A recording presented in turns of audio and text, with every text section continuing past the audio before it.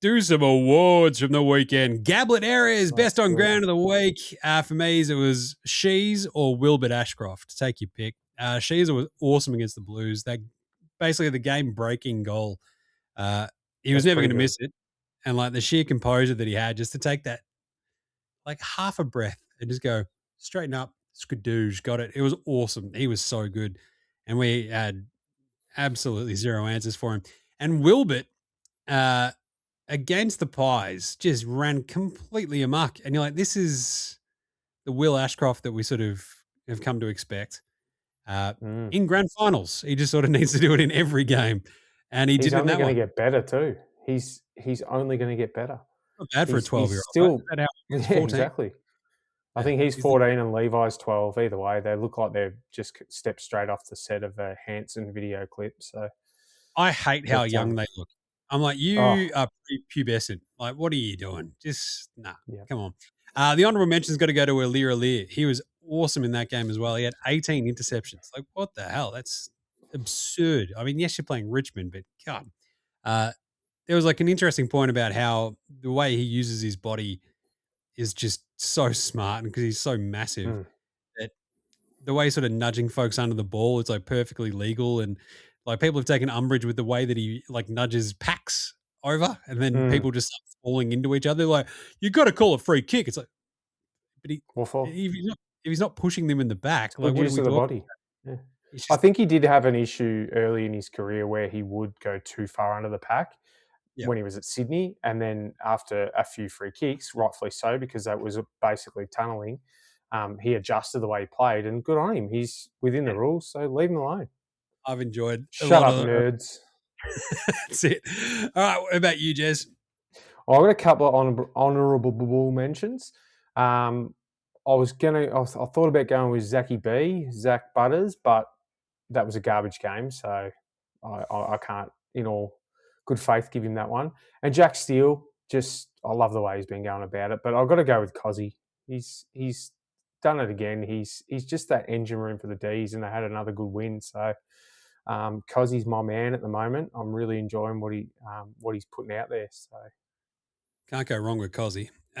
I'm a little bit concerned that we're facing the Demons. I thought that one might have been a chance for us to win when I looked at the fixture, but it's going to go for another week or two. When do we play Carlton?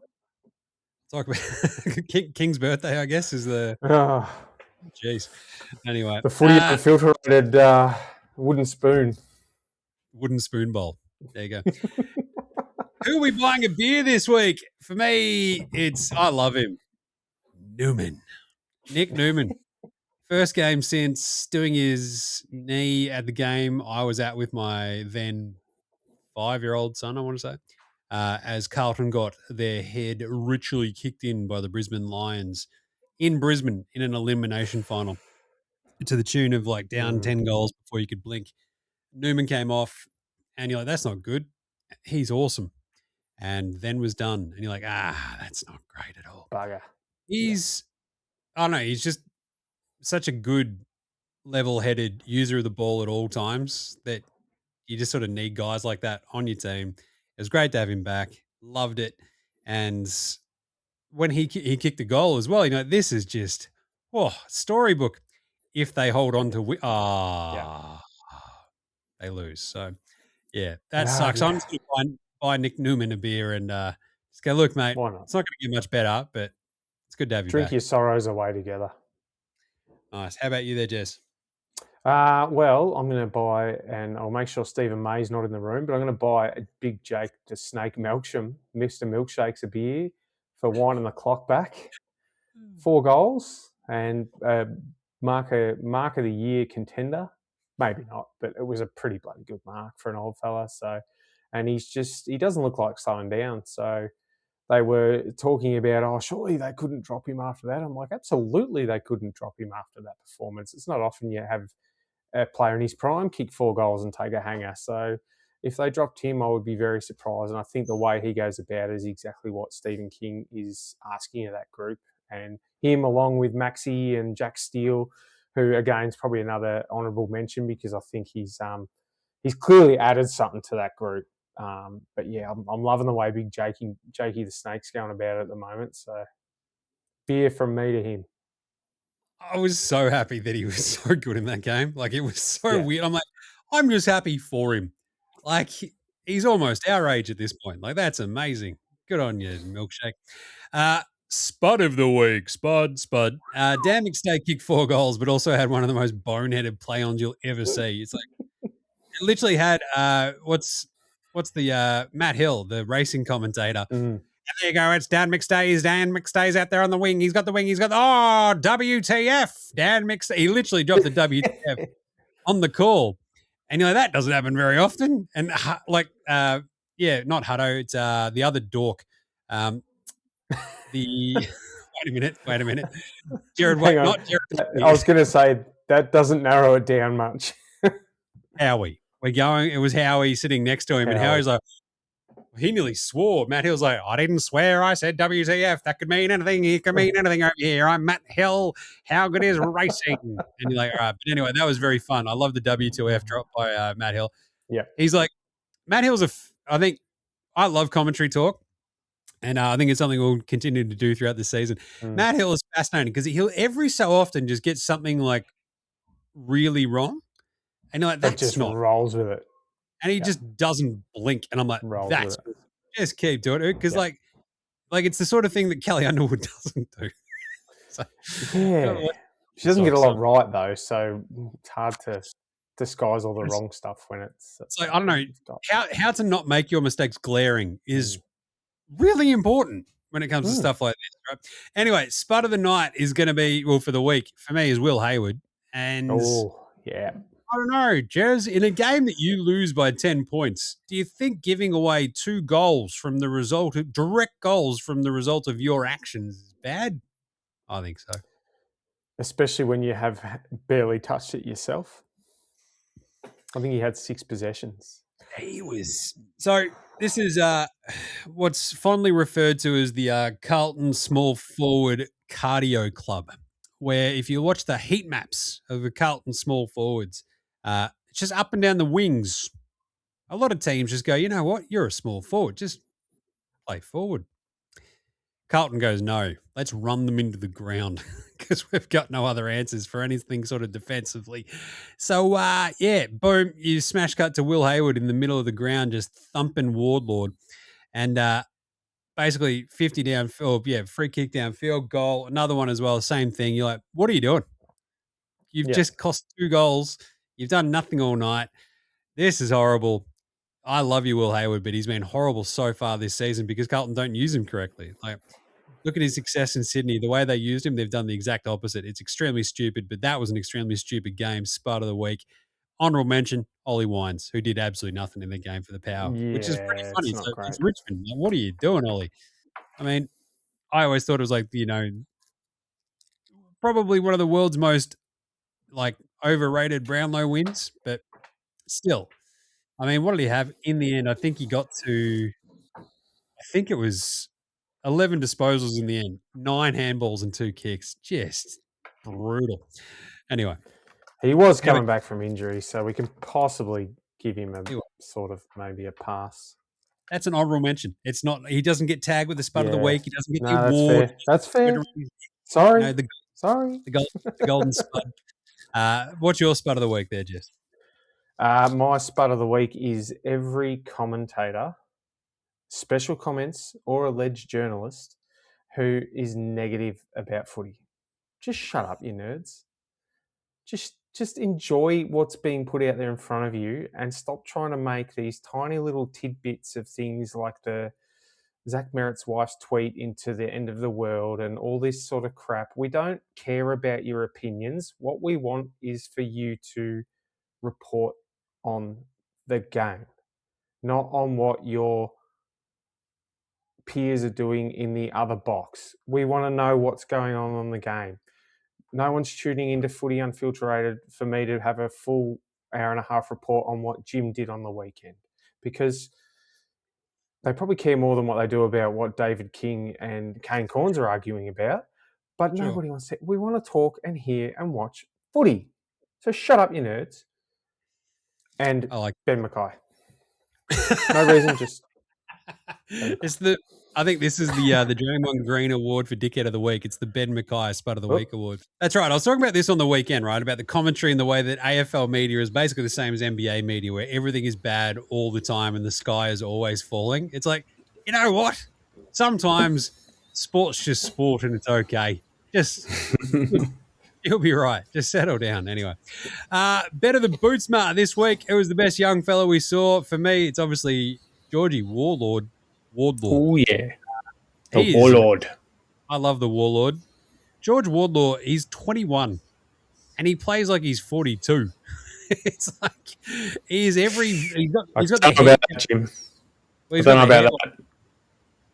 He's playing with like the intelligence of a 42-year-old. There we go. Not physically. He's got the haircut of like an 80s midfielder. I love him. He's just the smothers and the 1%ers that he was throwing out there against the Blues, like the chase down to Cripps, it was him. The smother of Walsh was him. He was absolutely aware. And he's just, because of the injury sort of, like, I don't know, the plague of injuries he's copped the last couple of years, he's a sort of forgotten dude on the ruse. And you're like, but when he plays, he's an absolute gun. And so sort of see the more that he gets to play with the likes of Shees and even like, you know, LDU and Jai Simpkins still being there, just gives them this awesome sort of core that you just watch play and you're like, there's just something going on here. He's played 41 games and he's only 21 is Warlord. That's just... And he's missed a bit of footy from concussion as well. So hopefully he can just stay away from the head knocks and work out, because I think a lot of his issues early on were his attack on the footy. So hopefully he's trained himself to go in with the same sort of reckless courage, but without the head first reckless courage, I suppose. So I love him. He's awesome. Yeah. How about you there, Judge? I think I found my new favourite player on Sunday night, Jacob Farrow. He had a pretty quiet first game the week before, and obviously I didn't watch it because I was away. But I got to see it firsthand, and he had about 21 disposals, but the way he disposed of the footy was very un-Essendon-like for the modern times. He had composure. His skills were more than adequate, and I think whenever he got the ball, he did something positive with it, which was just so unlike an Essendon player to do. So maybe that's why it stood out, but I'm really pumped for the future for him. He's a future superstar, I believe. So it's going to be good seeing him run the ball out of the middle and putting it straight down Nate Caddy's throat for years to come. I like this. Game 2, and we're calling superstar. Yep. This is it. It's positive Essendon Jez right here. You need a different hat for that as well. Positive Essendon Jez, and you completely change character. I don't mind that. Right. I'll get one of those beanies with the big hair coming out of it for it. Cheer Squad Jez. I bought the Squid one of the Gather Round one of those last year. It was awesome. Hell yeah. Just keeps his head so warm. He's already got a massive mop on his head as well, so double mop. Some quick yeah-nahs. Look, very quickly, Jack Steele, just revisiting your call last week. You absolutely nailed this. Yeah, nah. Jack Steele, the recruit of the year so far. Yeah, nah, yeah, for me. He's been awesome. Yeah. Yep. I said it once. I'll say it again. Love it. I love what he's doing there. Awesome. Colby McKercher, the shove. This is mountain meeting a molehill vibes, isn't it? Yeah, nah. Yeah. Yep. Shut up, nerds. Just coaching, I think when you see it when it's stepping over a line, and like coaches know their players better than anybody. So I think what we can see is a very simple interaction between a coach who knows what a player needs to get a fire lit underneath them, and away we go. So yeah, let's go. I think it was a bit of a slow news week kind of beat up. I think if it had been the week before, we might have, or if Carlton had have played on Saturday night instead of, if the game had been Saturday night, we probably still would have been hearing about it today. But thankfully, it's disappeared over the the last couple of days. So yeah, because it was a non-event. Shut up. And then move on. Gather round. I like this last one. Gather round. Yeah, nah. Yeah, of course. But the one thing that keeps popping up is, we should have a gather round in every state. No, we shouldn't. Because why? What makes things more special is if you have a lot more of them and make them worse. That definitely works all the time. Do you know what I really enjoy at the moment is that we've got Gather Round in Adelaide. We've got Hoops Fest in Perth for the NBL. We've got whatever the NRL call their round, Magic Round, in Brisbane. And they're all at different times of the year. So if you were a sports fan, you could go and see every one of those teams play in one weekend in the same year. How good's that? That's awesome. Yeah. I think I love it. And I think any talk about trying to capture the spirit and the feel for it is woefully misguided. Mm-hmm. I think the thing that makes it special is it's Adelaide. Yep. Nowhere else in Australia has the layout that Adelaide does to make it easy enough to get around, that it's very central to obviously the CBD. Like Adelaide Oval is literally just across the river. Yep. CBD is right there. It's even closer than the MCG to like Flinders Street, right? Like it's crazy close. Yeah. It's awesome. And like when you go to like Norwood, you're like literally playing on like a suburban backyard oval. It rocks. Yeah. You go to the Barossa, you've got this weird sort of selection of grounds, and you've got a city that is absolutely built perfectly for this amount of people, that it becomes the thing. Like if you did it in Melbourne, you did it in Sydney, it'd just get lost. It'd be like, there's some footy fans around this weekend. What's going on? So usually in Melbourne, that's just called the weekend where there's footy. Yes. And Sydney, they don't really care. They just don't. No. Simple as that. Brisbane, it's sort of like a weird situation where the Gabba is and how they're going to knock that down. They've got a new one coming anyway, so just shut up. But Brisbane and Gold Coast are too far away because you'd have to add them together. And then you've got it's an hour and a half drive with traffic from Gold Coast Stadium to the Gabba or wherever the new one's going to be. But then you've also got to find another ground there somewhere to help out. And the same with Melbourne. It's going to be Marvel and MCG, and that's just another weekend at the footy for us. Yeah. The thing with the NRL's stupid round that they have is that they can play all the games on the same ground because their grounds hold a different. It's a different game, so they can, because they'll have, when they have the main NRL game, they'll have 4 or 5 games before it, or the state cup and all that sort of stuff. Grand final day, I think they have about 8 games for the day on their grand final day. So, it's a different game, different course, different thing. Let's stop trying to copy everyone and just stick, like we've already copied them. And it's a great idea. If it's a great idea, copy it and make it work. But like you said, it's not always, more doesn't make it better. And I love the way it's in Adelaide, and I can't wait until I get a chance to go there. I think next year. I think the hilarious thing is the AFL just dropped the ball on all this sort of stuff and just go, we'll copy what the NRL did. And then the next one is the community week, where you go out into the regional week, right? And NRL have already done this, where they're playing games in like absolutely nowhere, which is awesome. I mean, the big difference is like no one goes to NRL games anyway. In the big, it's a lot easier when your big crowds are 10,000 in town to get 3,000 or 4,000 and say, what a success. But I think regional round would be the next step for the AFL before doing any other sort of gather round, and just do regional round across the absolutely country, fantastic. Make a big hullabaloo out of it. Right.